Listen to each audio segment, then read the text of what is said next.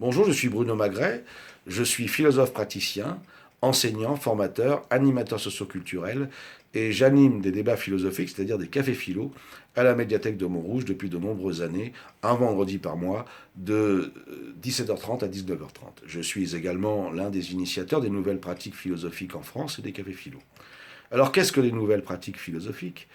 Les nouvelles pratiques philosophiques sont un réseau mondial qui vise à sortir la philosophie de son cadre scolaire et universitaire pour la remettre dans l'agora, c'est-à-dire entre les mains des citoyens et des citoyennes que nous sommes, quelle que soit notre condition sociale, quelles que soient nos différences, la philosophie n'étant pas réservée à une élite intellectuelle universitaire, la philosophie étant la science de toutes et de tous. Il faut prendre d'ailleurs le mot philosophie dans son sens étymologique le plus simple. Philosophia veut dire en grec ancien amour de la sagesse. Nous avons tous besoin de sagesse dans notre vie, nous avons tous besoin de cultiver des relations intelligentes avec nous-mêmes, avec les autres, avec la nature. C'est surtout très important aujourd'hui en ce qui concerne l'environnement. Nous avons besoin de mettre davantage de sérénité et de tranquillité intérieure dans notre vie, d'ataraxie, comme le disaient les stoïciens. Pour les nouvelles pratiques philosophiques, la philosophie n'est pas seulement une discipline purement intellectuelle. C'est d'abord un travail sur soi, une pratique, un mode de vie. Philosopher, c'est apprendre à vivre. Les nouvelles pratiques philosophiques sont un ensemble de pratiques assez hétérogènes qui vont de la philosophie pour enfants, la philosophie en entreprise, la consultation philosophique individualisée.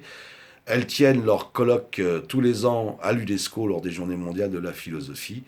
Euh, Quel est le moyen privilégié des nouvelles pratiques philosophiques en ce qui concerne la pédagogie? C'est le dialogue et le débat. Ce n'est pas des cours didactiques.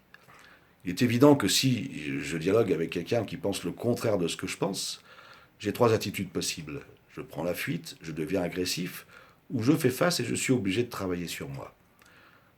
En travaillant sur moi et en dialoguant, j'apprends à maîtriser mes affects, mes émotions, mes peurs. J'apprends progressivement à développer mon écoute. Je me socialise, je m'humanise et j'ai des rapports de plus en plus pacifiés dans ma vie avec autrui. Maintenant, on pense que la philosophie devrait s'enseigner dès le plus jeune âge de nos enfants. Si nos enfants apprenaient à dialoguer avec les autres, à réfléchir en commun, à penser par eux-mêmes, à développer leur esprit critique, il est évident que non seulement ils seraient déjà formés à leur citoyenneté, mais en plus on vivrait dans un monde beaucoup plus pacifié. Donc nous faisons tout ce qu'il faut pour tenter de convaincre les institutions pour permettre à nos enfants de faire la philosophie le plus tôt possible. Maintenant, qu'est-ce que les cafés philo? Alors les cafés philo font partie des nouvelles pratiques philosophiques. Les cafés philo ont été initiés par Marc Sauté, qui est hélas décédé, en 1992. J'étais l'un des tout premiers participants, l'un des tout premiers animateurs. Le café philo hérite de cette longue tradition de vie culturelle au café. Vous avez tous entendu parler du Procope, de la closerie des Lilas, du café de Flore, qui était le QG de Jean-Paul Sartre. Enfin, vous avez tous entendu parler de cette longue tradition de vie culturelle au café. Vous avez sans doute entendu parler des cafés littéraires. Et ben, les cafés philo ne font que suivre cette démarche. Les cafés philo, c'est pas le café du commerce. Même si certaines personnes le disent, les cafés philo, c'est pas un débat d'opinion. C'est fondé sur la rigueur de l'enquête philosophique.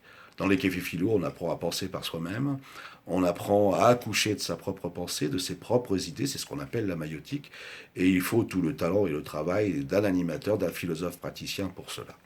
Je vous invite à venir participer à un café philo, donc à Montrouge. Pour l'instant, à cause de la crise sanitaire, nous ne pouvons pas le faire en présentiel, nous le faisons par Zoom, alors il vous suffit de demander le lien Zoom à la médiathèque de Montrouge, et il vous faudra simplement télécharger l'application Zoom, c'est rapide et gratuit, il faudra cliquer sur le lien pour pouvoir y participer. En attendant, de reprendre en présentiel notre pratique mensuelle. Voilà, je vous invite donc tous à venir, je serai ravi de vous retrouver. Merci et à bientôt.